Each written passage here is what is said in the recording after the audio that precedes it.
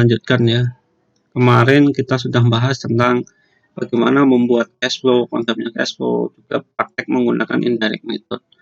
Nah, di sesi kali ini kita akan melanjutkan dengan direct method. Sebagaimana sebelumnya sudah kita diskusikan bahwa yang membedakan antara direct dan indirect method ini hanya dari sisi cash flow operating activities.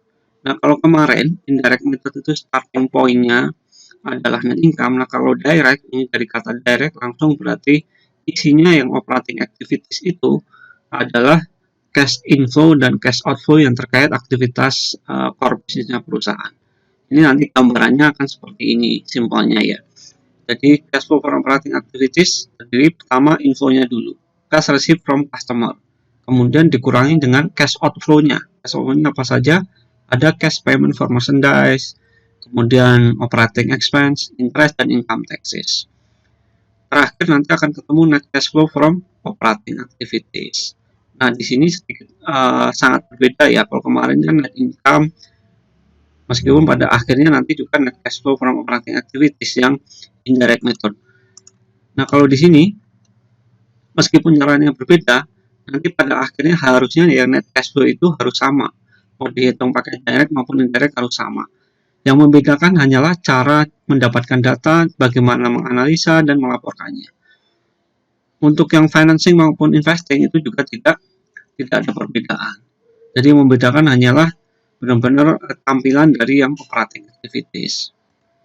Kita coba bagaimana mendapatkan datanya.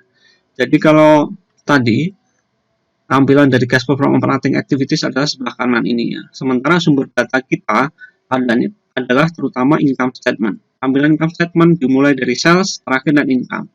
Kalau kemarin indirect method sumbernya sama-sama income statement tapi dari bawah, dari net income dulu. Nah, kalau yang direct ini dari atas. Sumber utamanya adalah sales. Tapi ingat di income statement ini dibuat berdasarkan sistem accrual basis. Artinya bahwa penjualan yang ada di sini tidak hanya mencakup penjualan yang dilakukan secara cash atau secara tunai, tapi juga termasuk penjualan yang dilakukan secara kredit. Makanya perlu disesuaikan agar menjadi cash received from customer. Bagaimana menyesuaikannya nanti kita lihat. Begitu juga cost of merchandise sold atau sering juga disebut cost of goods sold atau COGS ya. Saya akan selanjutnya akan menggunakan istilah COGS. COGS ini sebenarnya kan artinya nilai dari barang-barang dagangan yang dijual oleh perusahaan. Tapi keperluan kita untuk yang direct method ini harus kita konversi menjadi cash payment for merchandise. Uang yang dikeluarkan untuk membeli barang dagangan, modalnya kita gitu ya. Padahal di sini yang dijual, nilai barang yang dijual itu belum tentu sama dengan uang yang dikeluarkan untuk dibeli, makanya perlu penyesuaian. Kemudian expense yang ditanggung bebannya oleh perusahaan. Nah, ini kemarin kalau indirect yang kita jadi fokus malah yang depreciation expense karena dia non cash expense. Nah, di sini karena kita direct, depreciation expense ini malah NA, not applicable, diabaikan saja. Karena memang depreciation expense ini kan tidak ada kas keluarnya, makanya tidak perlu dicantumkan di sini. Nah, yang masuk sini hanya yang other operating expense yang cash, yang berbentuk cash ya. Kalau non cash dia tidak masuk sini. Tapi jangan lupa biasanya ada operating expenses itu yang tidak semuanya harus dibayar pada periode itu, makanya perlu disesuaikan. Kemudian bagaimana dengan gain on sale of land? Gain on sale of land ada uang masuk nggak? Ada, tapi bukan di gain on sale-nya. Itu bagian dari uang yang dari uang penjualan suatu aset. Dia masuknya bukan di operating activities, tapi masuknya di investing activities. Makanya dia tidak masuk di cash flow from operating activities di sini. Selanjutnya interest expense dan income tax expense ini sama ya, karena dia ada yang dibayar tunai ada yang enggak, makanya perlu penyesuaian. Dan terakhir itu net income pada akhirnya bisa menjadi dikonversi menjadi cash flow from operating activities. Kita lihat satu-satu. Ini yang penjelasan lebih detailnya bahwa depreciation expense tidak disesuaikan karena memang tidak ada uang keluar di sana. Begitu juga gain or loss. Ada uang keluar tapi dia bagian dari investing. Pada saat penjualan suatu aset, uang yang diterima itu sudah termasuk gain or loss. Untuk yang indirect, kenapa disesuaikan? Karena biar nggak double counting gitu ya. Karena net income mencakup gain or loss, padahal gain or loss-nya sudah diakui dalam investing. Makanya untuk yang direct method gain or loss tidak perlu dicatat gitu. Ini untuk memudahkan kita pakai ilustrasi yang sama dengan sebelumnya. Saya akan bahas detail. Ini income statement-nya, kemudian ini comparative balance sheet-nya. Ini yang akan menjadi salah satu dokumen sumber untuk membuat direct method.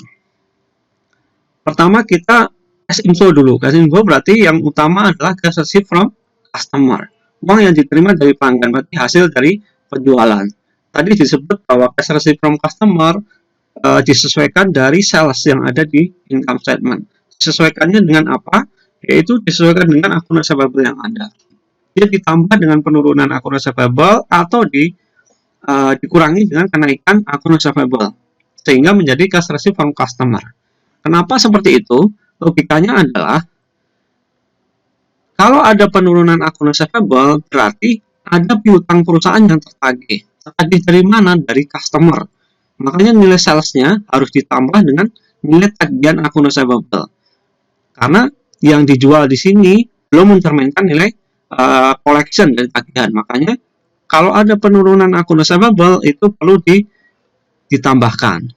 Sebaliknya, kalau ada kenaikan akun receivable perlu dikurangkan. Kenapa dikurangkan?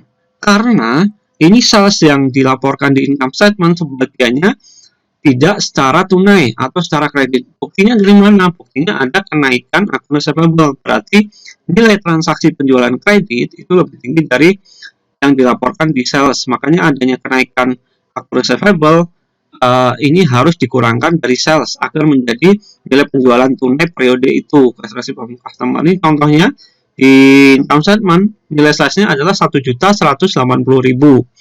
Kemudian untuk menghitung cash received from customer disesuaikan. Ternyata datanya adalah kenaikan akun receivable. Berarti harus nilai salesnya harus dikurangi dengan kenaikan akun receivable 9.000. 1.180 dikurangi 9.000 yaitu 1.171.000. Kenaikan 9.000 dalam akun receivable ini mengindikasikan penjualan secara kredit melebihi uang yang diterima dari customer oleh perusahaan.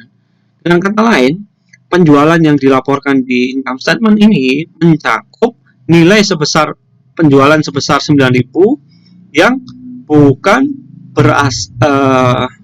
tidak memberikan cash inflow kepada perusahaan karena 9.000-nya ini masih dalam bentuk akun receivable. Makanya agar sales ini mencerminkan cash from customer, kenaikan akun receivable sebesar 9.000 ini harus dikurangkan dari cash received from customer.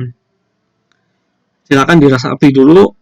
Kita fokus satu persatu dulu. Ini yang cash inflow dari customer. Di sesi berikutnya kita akan bahas cash outflow untuk yang direct method. Mudah-mudahan cukup jelas. Nanti sambil kita diskusikan. Terima kasih.